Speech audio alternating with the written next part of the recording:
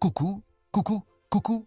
Vous vous souvenez quand vous étiez enfant et que vous deviez rester à la maison pour étudier les sciences pendant que vos amis jouaient dehors? Oui, ce jour-là, vous étiez coincé dans votre chambre, les yeux rivés sur ces manuels scolaires ennuyeux, rêvant de sortir vous amuser. Eh bien, j'ai une nouvelle pour vous. Vous avez peut-être manqué cet après-midi épique pour rien. Eh oui, parce que certaines de ces théories scientifiques qui vous ont fait transpirer et prier pour que l'examen soit facile sont maintenant complètement dépassées. Bienvenue dans le monde où la science change d'avis. Restez avec nous et découvrez si vous vous êtes vraiment sacrifié en vain. Allons vérifier. Nous commençons notre voyage à travers les théories astronomiques révolues par une idée qui, aussi incroyable qu'elle puisse paraître aujourd'hui, a été crue pendant des siècles, la Terre plate. Cette croyance ancienne soutenait que la Terre était un disque plat entouré d'un océan infini. Les partisans de cette théorie imaginaient que si l'on voyageait assez loin, on finirait par tomber du bord du monde.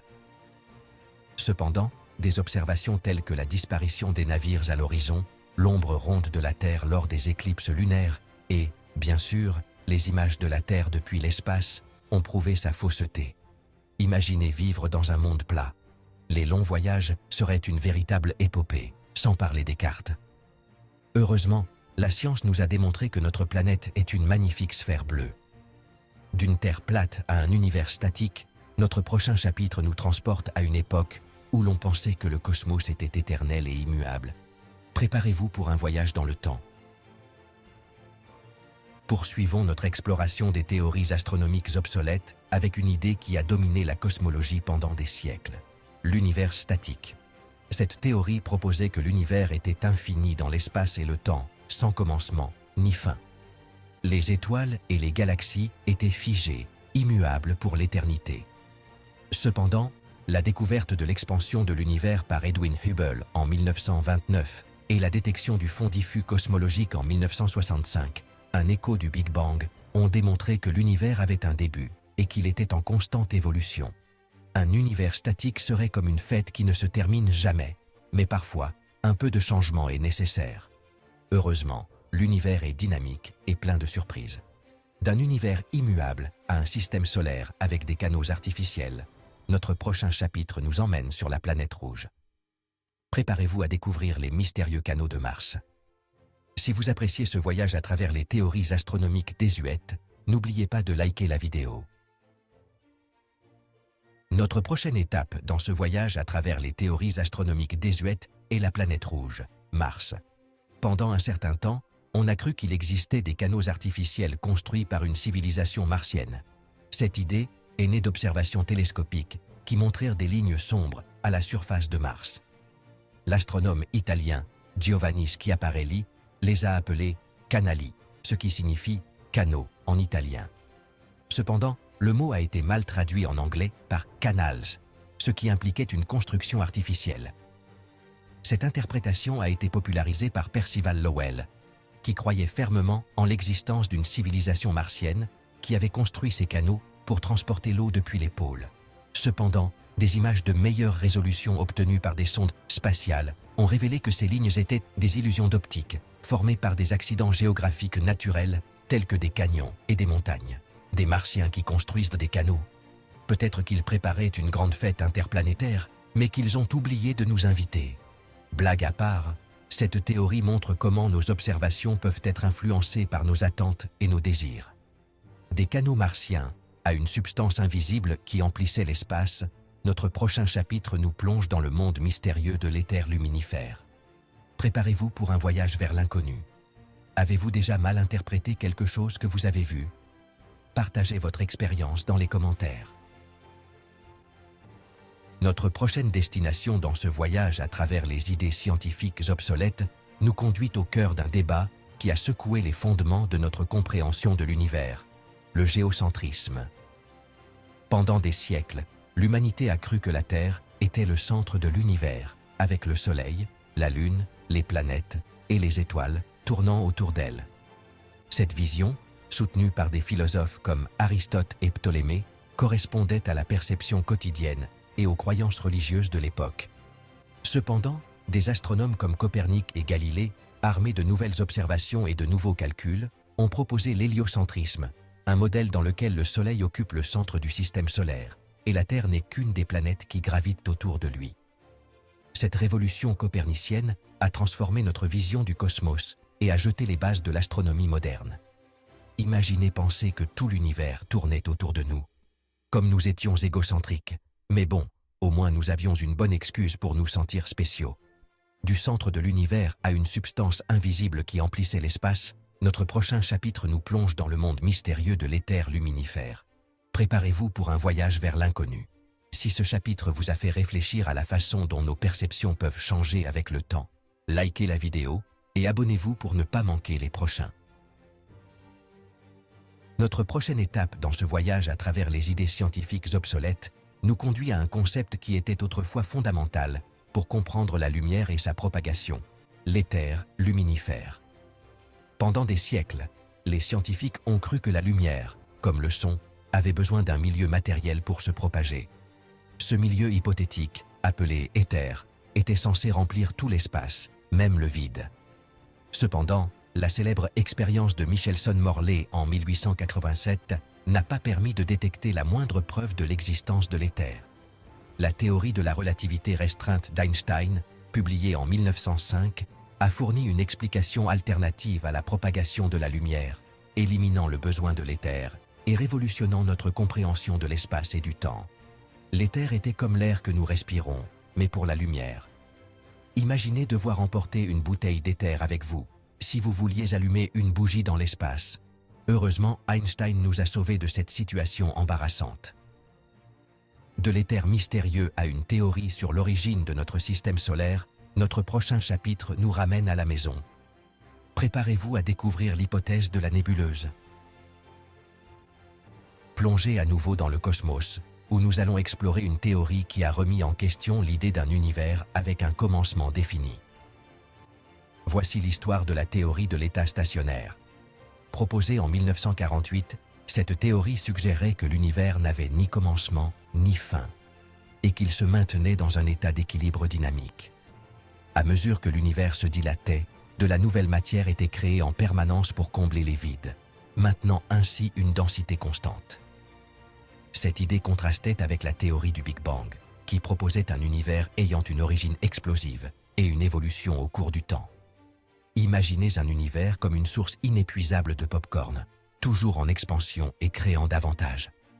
Bien que l'idée soit séduisante, les preuves scientifiques nous ont conduits dans une direction différente.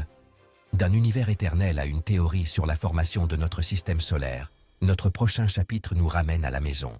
Préparez-vous à découvrir l'hypothèse de la nébuleuse. Pensez-vous que nous découvrirons un jour une théorie définitive sur l'univers? Partagez vos réflexions dans les commentaires. Retour à notre propre système solaire, où nous allons explorer une théorie qui a tenté d'expliquer son origine, l'hypothèse de la nébuleuse. Proposée au XVIIIe siècle, cette hypothèse suggérait que le système solaire s'est formé à partir de l'effondrement gravitationnel d'un nuage géant de gaz et de poussière interstellaire, appelé nébuleuse.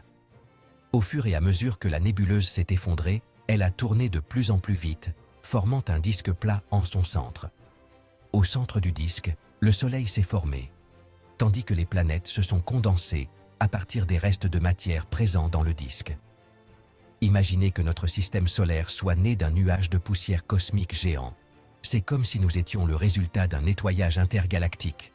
Bien que la théorie ait été affinée, l'idée de base reste valable. De la formation de notre système solaire à la recherche de la matière invisible qui l'entoure, notre prochain chapitre nous plonge dans l'énigme de la matière noire froide. Préparez-vous à explorer les recoins les plus sombres du cosmos. Si vous avez aimé ce chapitre et que vous souhaitez continuer à en apprendre davantage sur l'univers, n'oubliez pas de vous abonner à notre chaîne. Préparez-vous à plonger dans l'un des plus grands mystères de l'univers, la matière noire. Pendant longtemps, la théorie de la matière noire froide a été l'explication dominante, mais de nouvelles observations remettent en question cette idée. La matière noire est une substance invisible qui n'émet, ni n'absorbe la lumière, mais dont l'existence est inférée à partir de ses effets gravitationnels sur les galaxies et les amas de galaxies.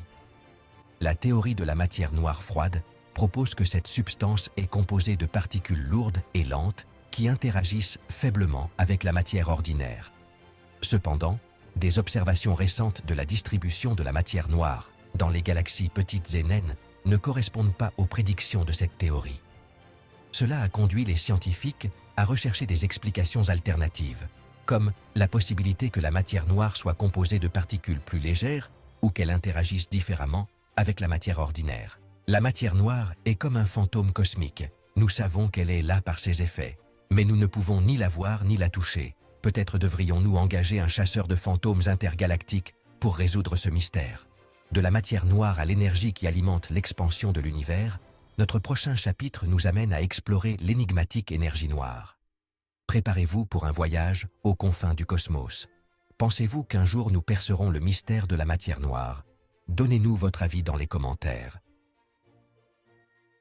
Préparez-vous à explorer l'un des concepts les plus énigmatiques de la cosmologie moderne, l'énergie noire. Cette force mystérieuse, qui constitue environ 68% de l'univers, est responsable de son expansion accélérée. Pendant un certain temps, les scientifiques ont cru que l'énergie noire était une constante cosmologique, une propriété intrinsèque de l'espace avec une densité constante dans tout l'univers. Cependant, des mesures récentes du taux d'expansion de l'univers à différentes époques suggèrent que l'énergie noire pourrait ne pas être constante, mais qu'elle pourrait varier avec le temps. Cette idée remet en question notre compréhension actuelle du cosmos et soulève de nouvelles questions sur son avenir. Imaginez que l'univers est une voiture qui accélère de plus en plus vite sur une route cosmique. L'énergie noire serait l'accélérateur invisible qui propulse cette expansion. Mais que se passerait-il si l'accélérateur ne fonctionnait pas à une vitesse constante, mais qu'il changeait avec le temps? C'est ce que suggèrent les dernières recherches sur l'énergie noire. Pensez-vous qu'un jour nous découvrirons la véritable nature de l'énergie noire? De l'énergie noire à la recherche de la vie au-delà de la Terre, notre prochain chapitre nous amène à explorer le célèbre paradoxe de Fermi. Préparez-vous à questionner notre solitude dans le cosmos. Si ce voyage à travers le mystère de l'énergie noire vous a fasciné, likez la vidéo et abonnez-vous pour ne pas manquer les prochains épisodes de cette passionnante série scientifique grand public. Dans notre dernier chapitre de ce voyage à travers les théories astronomiques révolues, nous nous attaquons à une question qui intrigue l'humanité depuis des décennies. Où sont les extraterrestres? Nous allons explorer le célèbre paradoxe de Fermi et la façon dont l'équation de Drake tente d'y répondre, tout en nous intéressant à la recherche de la vie sur les exoplanètes. Le paradoxe de Fermi met en évidence la contradiction entre la forte probabilité de l'existence d'une vie extraterrestre intelligente dans l'univers et l'absence de preuves de son existence. L'équation de Drake, une formule qui estime le nombre de civilisations extraterrestres détectables dans notre galaxie, nous fournit un outil pour calculer ces probabilités. Malgré les progrès de l'exploration spatiale et la découverte de nombreuses exoplanètes, la réponse au paradoxe reste un mystère.